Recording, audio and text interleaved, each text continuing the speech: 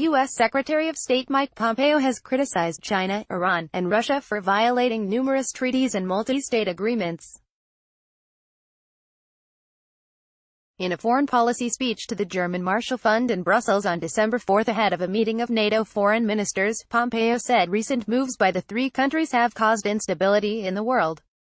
Pompeo said the United States would continue to lead by calling out bad actors that have exploited loopholes within international institutions for their own gain. He also rejected critics who suggest that President Donald Trump's administration is acting unilaterally on key international issues. In the finest traditions of our great democracy, we are rallying the noble nations to build a new liberal order that prevents war and achieves greater prosperity, Pompeo said. Under President Trump, we are not abandoning international leadership or our friends in the international system, he said. We are acting to preserve, protect, and advance an open, just, transparent, and free world of sovereign states, Pompeo said.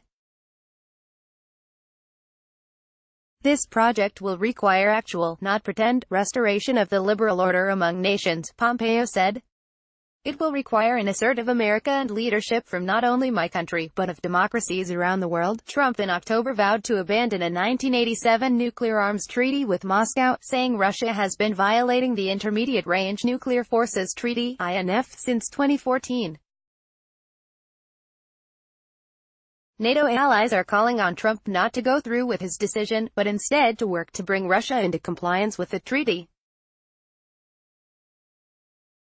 Pompeo said Trump's administration is working to reform institutions that have been at the heart of international order since the end of World War II.